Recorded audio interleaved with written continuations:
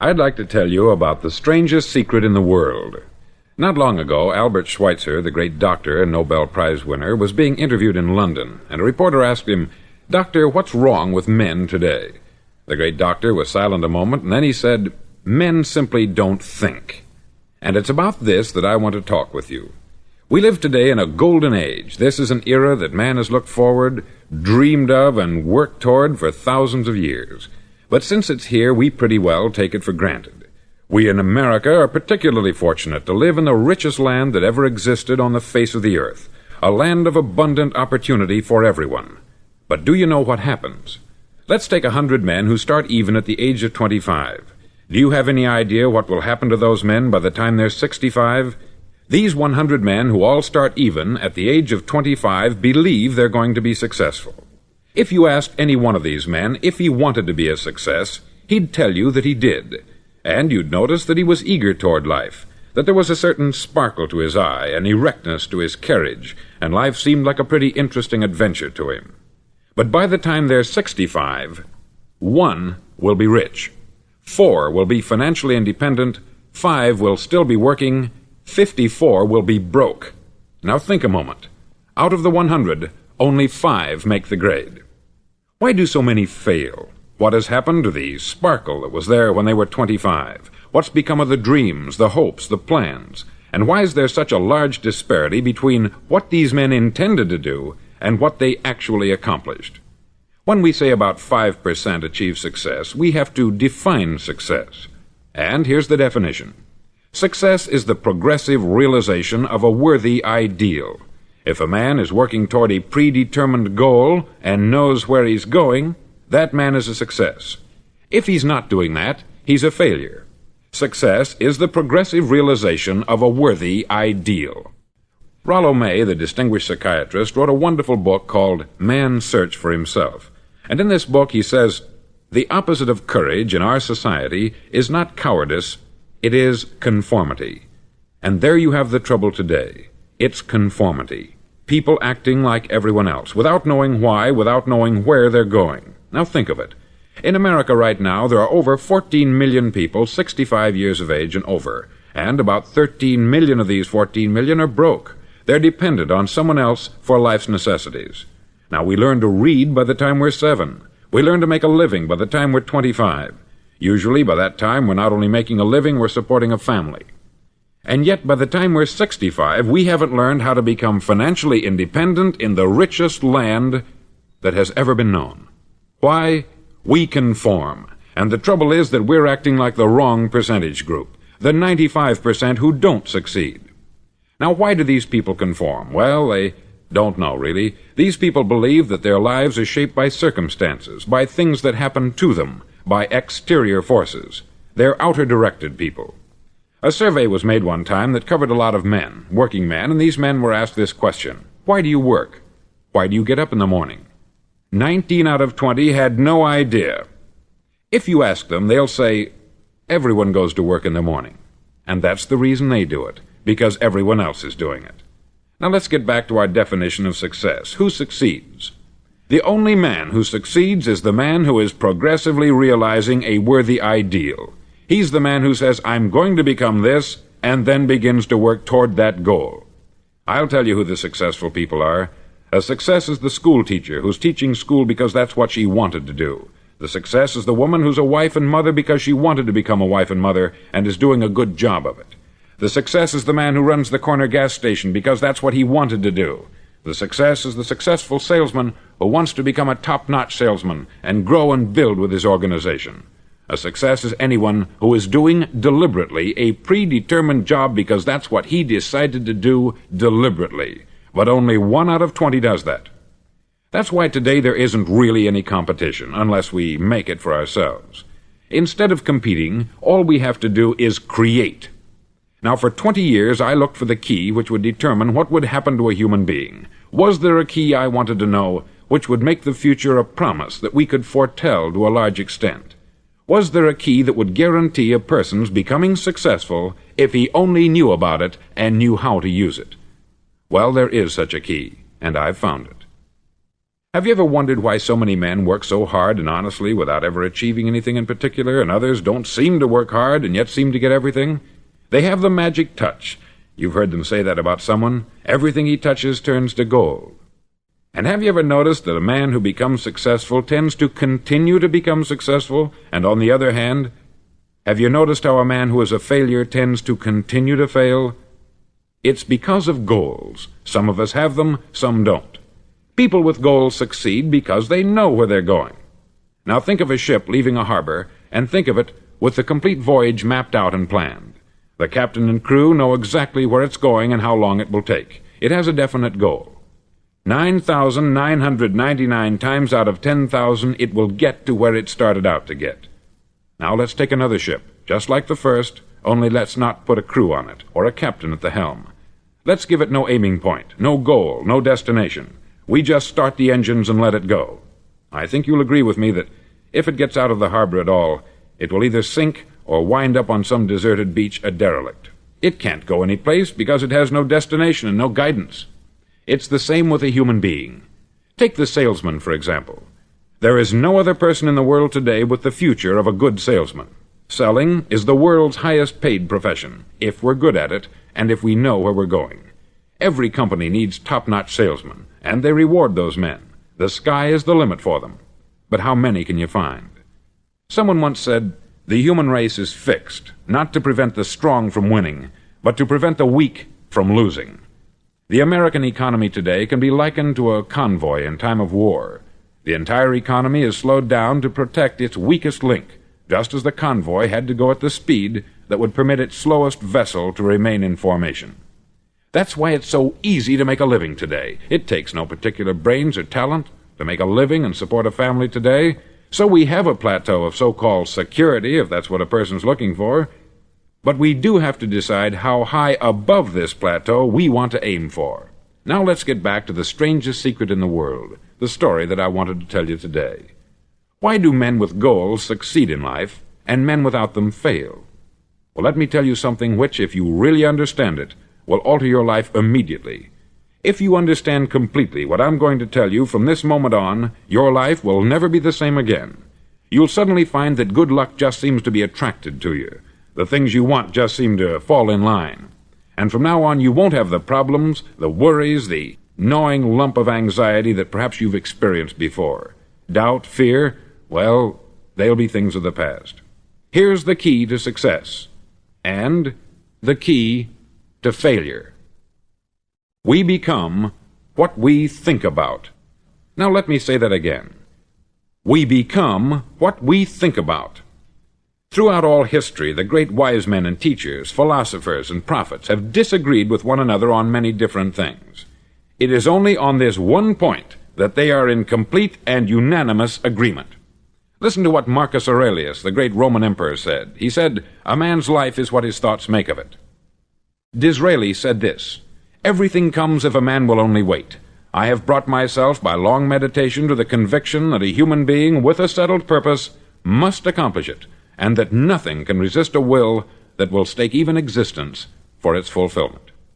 Ralph Waldo Emerson said this, "A man is what he thinks about all day long." William James said, "The greatest discovery of my generation is that human beings can alter their lives by altering their attitudes of mind." And he also said, "We need only in cold blood act as if the thing in question were real, and it will become infallibly real by growing into such a connection with our life that it will become real. It will become so knit with habit and emotion that our interest in it will be those which characterize belief." He also said this, "If you only care enough for a result, you will almost certainly attain it. If you wish to be rich, you will be rich. If you wish to be learned, you will be learned. If you wish to be good, you will be good. Only you must then really wish these things, and wish them exclusively, and not wish at the same time 100 other incompatible things just as strongly." In the Bible you read, in Mark 9:23, "If thou canst believe, all things are possible to him that believeth." Dr. Norman Vincent Peale said this, "This is one of the greatest laws in the universe. Fervently do I wish I had discovered it as a very young man. It dawned upon me much later in life, and I've found it to be one of the greatest, if not my greatest discovery, outside of my relationship to God. And the great law, briefly and simply stated, is that if you think in negative terms, you'll get negative results. If you think in positive terms, you will achieve positive results. That is the simple fact which is at the basis of an astonishing law of prosperity and success. In 3 words, believe and succeed. William Shakespeare put it this way: "Our doubts are traitors, and make us lose the good we oft might win, by fearing to attempt." George Bernard Shaw said, "People are always blaming their circumstances for what they are. I don't believe in circumstances. The people who get on in this world are the people who get up and look for the circumstances they want, and if they can't find them, make them." Well, it's pretty apparent, isn't it? And every person who discovered this for a while believed that he was the first one to work it out. We become what we think about. Now, it stands to reason that a person who's thinking about a concrete and worthwhile goal is going to reach it, because that's what he's thinking about. And we become what we think about. Conversely, the man who has no goal, who doesn't know where he's going, and whose thoughts must therefore be thoughts of confusion and anxiety and fear and worry, becomes what he thinks about. His life becomes one of frustration, fear, anxiety, and worry. And if he thinks about nothing, he becomes nothing. Now, how does it work? Why do we become what we think about? Well, I'll tell you how it works as far as we know. Now, to do this, I want to tell you about a situation that parallels the human mind. Suppose a farmer has some land, and it's good, fertile land. Now, the land gives the farmer a choice. He may plant in that land whatever he chooses. The land doesn't care. It's up to the farmer to make the decision. Now, remember, we're comparing the human mind with the land, because the mind, like the land, doesn't care what you plant in it. It will return what you plant, but it doesn't care what you plant. Now, let's say that the farmer has 2 seeds in his hand. One is a seed of corn, the other is nightshade, a deadly poison. He digs 2 little holes in the earth, and he plants both seeds, one corn, the other nightshade. He covers up the holes, waters, and takes care of the land, and what will happen? Invariably, the land will return what is planted. As it's written in the Bible, "As ye sow, so shall ye reap." Remember, the land doesn't care. It will return poison in just as wonderful abundance as it will corn. So up come the 2 plants, one corn, one poison. Now, the human mind is far more fertile, far more incredible and mysterious than the land, but it works the same way. It doesn't care what we plant. Success, failure. A concrete, worthwhile goal, or confusion, misunderstanding, fear, anxiety, and so on. But what we plant, it will return to us. You see, the human mind is the last great unexplored continent on the earth. It contains riches beyond our wildest dreams. It will return anything we want to plant. Now, you might say, well, if that's true, why don't people use their minds more? Well, I think they've figured out an answer to that, too. Our mind comes as standard equipment at birth. It's free, and things that are given to us for nothing we place little value on. Things that we pay money for, we value. The paradox is that exactly the reverse is true. Everything that's really worthwhile in life came to us free. Our mind, our soul, our body, our hopes, our dreams, our ambitions, our intelligence, our love of family and children and friends. All these priceless possessions are free, but the things that cost us money are actually very cheap and can be replaced at any time. A good man can be completely wiped out and make another fortune. He can do that several times. Even if our home burns down, we can rebuild it, but the things we got for nothing, we can never replace. The human mind isn't used merely because we take it for granted. Familiarity breeds contempt. It can do any kind of job we assign to it, but generally speaking, we use it for little jobs instead of big, important ones. Universities have proved that most of us are operating on about 10% of our abilities. Decide now, what is it you want? Plant your goal in your mind. It's the most important decision you'll ever make in your entire life. Do you want to be an outstanding salesman, a better worker at your particular job? Do you want to go places in your company, in your community? All you've got to do is plant that seed in your mind. Care for it. Work steadily toward your goal, and it will become a reality. It not only will, there's no way that it cannot. You see, that is a law, like the laws of Sir Isaac Newton, the laws of gravity. If you get on top of a building and jump off, you'll always go down. You'll never go up. And it's the same with all the other laws of nature. They always work. They're inflexible. Think about your goal in a relaxed, positive way. Picture yourself in your mind's eye as having already achieved this goal. See yourself doing the things you will be doing when you've reached your goal. Ours has been called the phenobarbital age, the age of ulcers and nervous breakdowns. At a time when medical research has raised us to a new plateau of good health and longevity, far too many of us worry ourselves into an early grave trying to cope with things in our own little personal ways, without learning a few great laws that will take care of everything for us. These things we bring on ourselves through our habitual way of thinking. Every one of us is the sum total of his own thoughts. He is where he is because that is exactly where he really wants to be, whether he'll admit that or not. Each of us must live off the fruit of his thoughts in the future, because what you think today and tomorrow, next month and next year, will mold your life and determine your future. You're guided by your mind. I remember one time I was driving through Arizona and I saw one of those giant earth-moving machines roaring along the road at about 35 miles an hour with what looked like 20 tons of dirt in it, a tremendous, incredible machine, and there was a little man perched way up on top with the wheel in his hands guiding it. And as I drove along, I was struck by the similarity of that machine to the human mind. Just suppose you're sitting at the controls of such a vast source of energy. Are you going to sit back and fold your arms and let it run itself into a ditch? Or are you going to keep both hands firmly on the wheel and control and direct this power to a specific, worthwhile purpose? It's up to you. You're in the driver's seat. You see, the very law that gives us success is a two-edged sword. We must control our thinking. The same rule that can lead a man to a life of success, wealth, happiness, and all the things he's ever dreamed of for himself and his family, that very same law can lead him into the gutter. It's all in how he uses it, for good or for bad.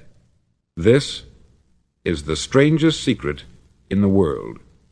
Now, why do I say it's strange, and why do I call it a secret? Actually, it isn't a secret at all. It was first promulgated by some of the earliest wise men, and it appears again and again throughout the Bible. But very few people have learned it, understand it. That's why it's strange, and why, for some equally strange reason, it virtually remains a secret. I believe that you could go out and walk down the main street of your town and ask one man after another what the secret of success is, and you probably wouldn't run into one man in a month who could tell you. Now, this information is enormously valuable to us, if we really understand it and apply it. It's valuable to us not only for our own lives, but the lives of those around us, our family, employees, associates, and friends. Life should be an exciting adventure. It should never be a bore. A man should live fully, be alive. He should be glad to get out of bed in the morning. He should be doing a job he likes to do because he does it well. One time I heard Grove Patterson make a speech, the editor-in-chief of the Toledo Daily Blade, and as he concluded his speech, he said something that I've never forgotten. He said something like this: "My years in the newspaper business have convinced me of several things, among them that people are basically good, and that we came from someplace, and we're going someplace. So we should make our time here an exciting adventure. The architect of the universe didn't build a stairway leading nowhere." And the greatest teacher of all, the carpenter from the plains of Galilee, gave us the secret time and time again. "As ye believe, so shall it be done unto you." I've explained the strangest secret in the world and how it works.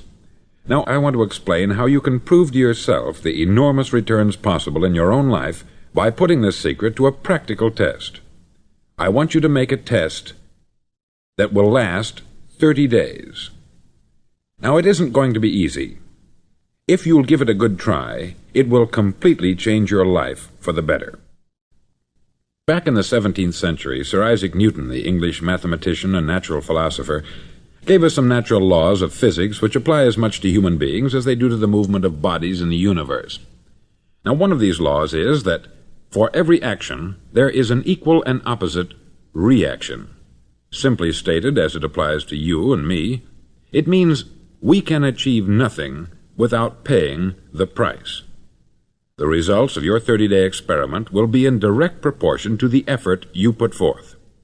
To be a doctor, you must pay the price of long years of difficult study. to be successful in selling, and remember that each of us succeeds to the extent of his ability to sell, selling our families on our ideas, selling education in schools, selling our children on the advantages of living the good and honest life, selling our associates and employees on the importance of being exceptional people, to, of course, the profession of selling itself. But to be successful in selling our way to the good life, we must be willing to pay the price. Now, what is that price? Well, it's many things. First, it's understanding emotionally, as well as intellectually, that we literally become what we think about, that we must control our thoughts if we're to control our lives. It's understanding fully that, as ye sow, so shall ye reap. Secondly, it's cutting away all the fetters from the mind and permitting it to soar as it was divinely designed to do. It's the realization that your limitations are self-imposed, and that the opportunities for you today are enormous beyond belief. It's rising above narrow-minded pettiness and prejudice.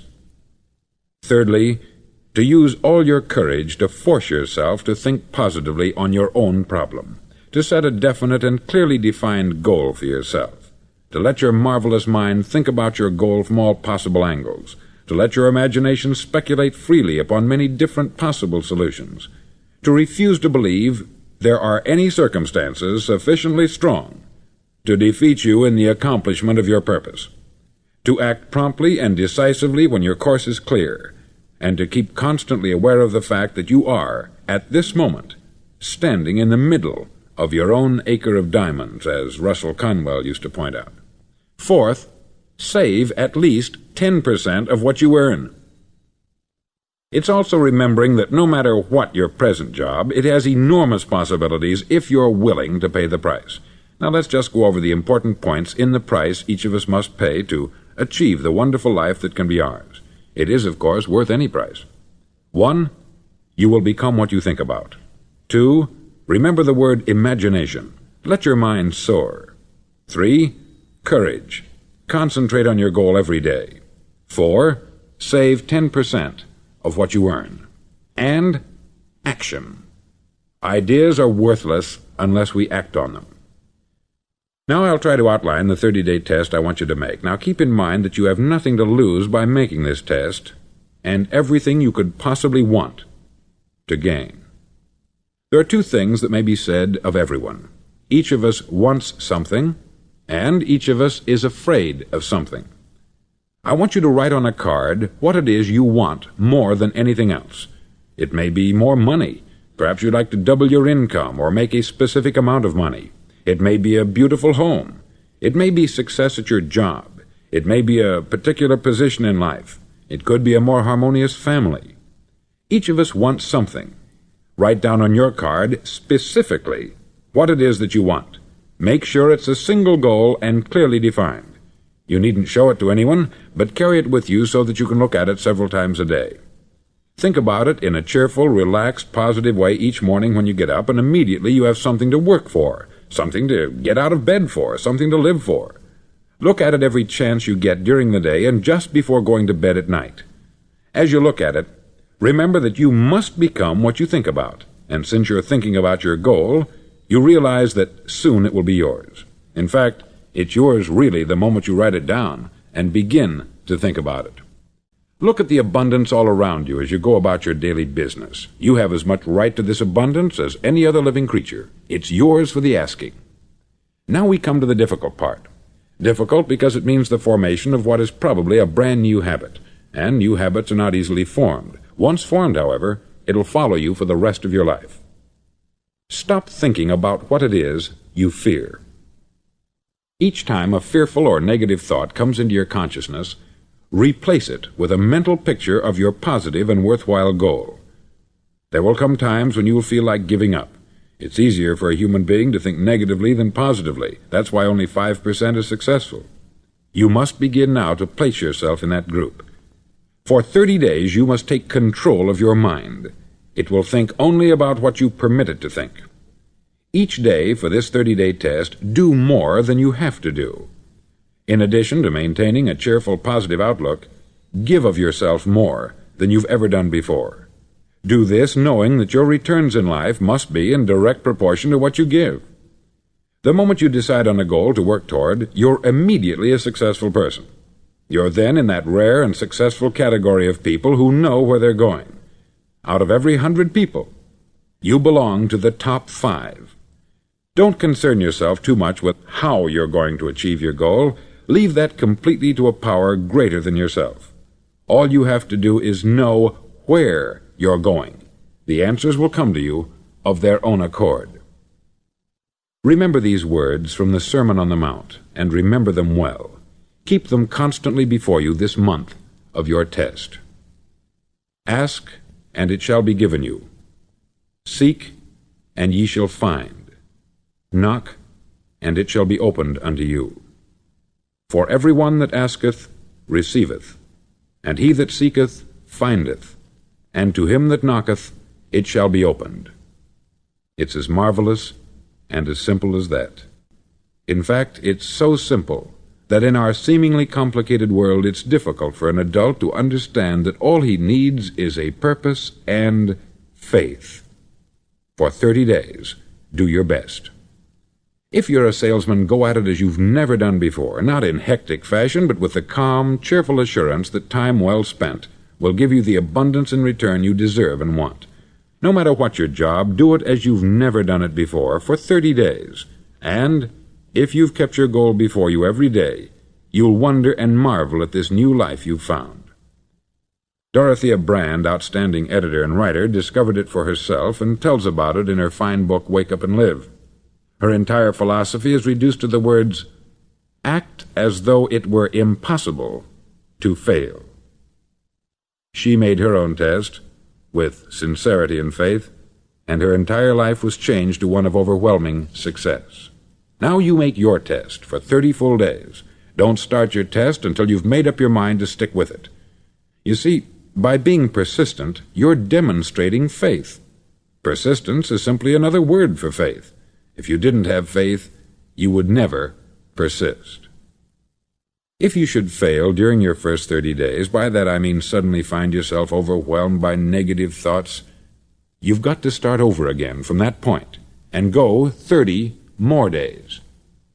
Gradually your new habit will form until you find yourself one of that wonderful minority to whom virtually nothing is impossible. Don't forget the card. It's vitally important as you begin this new way of living. On one side of the card, write your goal, whatever it may be. On the other side, write the words we've quoted from the Sermon on the Mount. Ask, and it shall be given you. Seek, and ye shall find.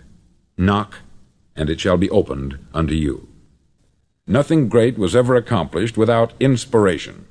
See that during these crucial first 30 days, your own inspiration is kept at a peak. Above all, don't worry. Worry brings fear, and fear is crippling. The only thing that can cause you to worry during your test is trying to do it all yourself. Know that all you have to do is hold your goal before you. Everything else will take care of itself. Remember also to keep calm and cheerful. Don't let petty things annoy you and get you off course. Now, since making this test is difficult, some may say, well, why should I bother? Well, look at the alternative. No one wants to be a failure. No one really wants to be a mediocre individual. No one wants a life constantly filled with worry, fear, and frustration. Therefore, remember that you must reap that which you sow. If you sow negative thoughts, your life will be filled with negative things. If you sow positive thoughts, your life will be cheerful, successful, and positive. Now, gradually, you will have a tendency to forget what you've heard on this record. Play it often. Keep reminding yourself of what you must do to form this new habit. Gather your whole family about and listen to what's been said here at regular intervals. You know, most men will tell you that they want to make money without understanding the law. The only people who make money work in the mint. The rest of us must earn money. This is what causes those who keep looking for something for nothing or a free ride to fail in life. The only way to earn money is by providing people with services or products which are needed and useful. We exchange our product or service for the other man's money. Therefore, the law is that our financial return will be in direct proportion to our service. Success is not the result of making money. Making money is the result of success, and success is in direct proportion to our service. Most people have this law backwards.